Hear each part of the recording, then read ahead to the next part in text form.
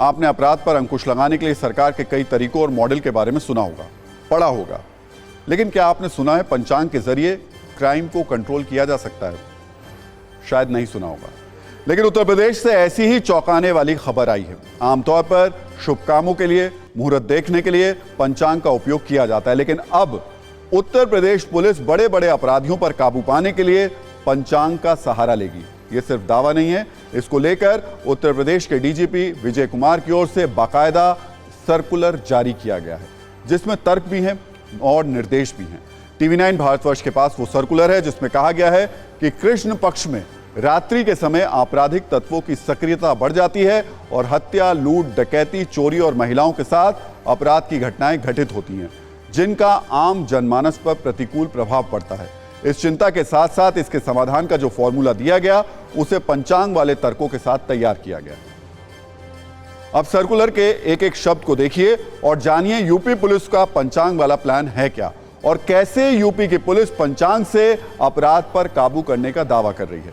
Circular में लिखा है कि प्रदेश के सभी जनपद या कमिश्नरेट में घटित घटनाओं का मुख्यालय स्तर पर विश्लेषण करने पर पाया गया कि हिंदू पंचांग के अंधेरे पक्ष यानी कृष्ण पक्ष की अमावस्या तिथि के एक सप्ताह पहले और एक सप्ताह बाद रात के समय अधिक घटनाएं घटित होती हैं। वरिष्ठ पुलिस अधिकारियों के स्तर पर यह विश्लेषण हर महीने किया जाए। आगे लिखा है, हिंदू पंचांग के अनुसार हर महीने में कृष्ण पक्ष की अमावस्या तिथि को चिन्हित किया जाए। उदाहरण के लिए अगस्त में 16 तारीख, सितंबर में 14 तारीख और अक्टूबर में 14 तारीख को अमावस्या है। अमावस्या की तिथि से एक हफ्ते पहले और एक हफ्ते बाद रात में होने वाले अपराधों की क्राइम मैपिंग की जाए। क्राइम मैपिंग के अनुसार पुलिस अधिकारियों द्वारा अपने अपने जनपद या कमिश्नरेट में हॉट स्पॉट चिन्हित किए जाएं और योजना तैयार की जाए। डीजीपी ने इन 15 दिनों के दरमियान गश्त, पिकेट और वाहन पेट्रोलिंग की गाड़ियों को भी अलर्ट रहने का निर्देश दिया है और साथ ही जितने भी संवेदनशील राजमार्ग हैं उनमें रात में गश्त बढ़ाने व पर्याप्त संख्या में पेट्रोलिंग वाहन लगाने के निर्देश दिए हैं। डीजीपी ने अपने सर्कुलर के साथ हिंदू पंचांग की कॉपी भी अफसरों को भेजी है ताकि उन्हें पता रहे कि अमावस्या कब पड़ रही है और कब ज्यादा अपराध होंगे।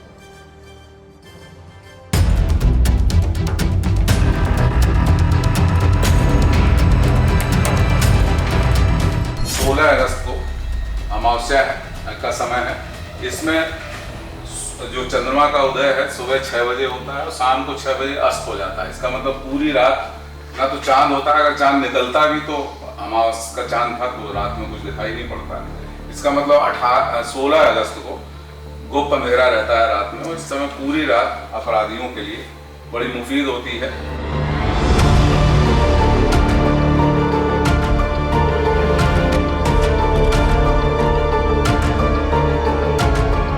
हिंदू पंचांग है वो चांद की जो आकार है, चांद का जो चांद के आकार पे उसका वो आधारित है, चांद के मूवमेंट पे आधारित है, तो इसीलिए वो ज़्यादा कन्वीनियंट है।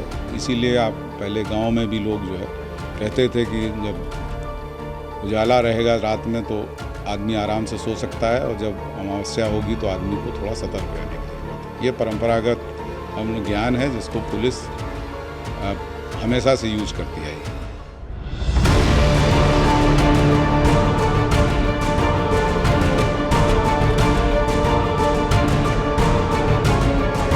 ताकि थाना जो है इस ज्ञान के आधार पे अपनी गतिविधियों को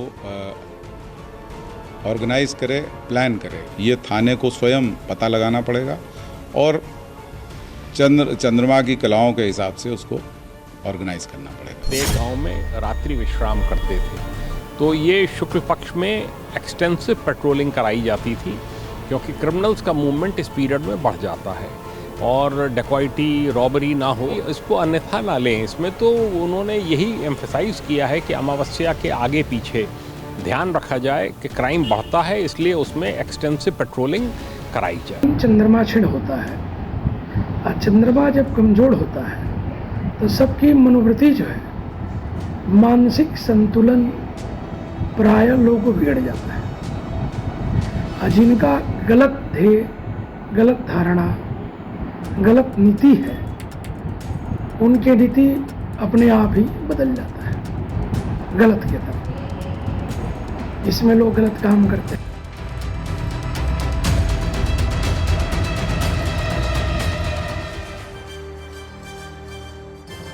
तो डीजीपी के अपने तर्क हैं और हिंदू पंचांग का अपना महत्व है। कई पुराने पुलिस अधिकारियों का भी ये मत है कि भले ही ये लिखित सर्कुलर अब आया हो, लेकिन इससे पहले भी अपराध नियंत्रण के लिए ऐसे पारंपरिक तरीके गैर आधिकारिक रूप से अपनाए जाते रहे हैं।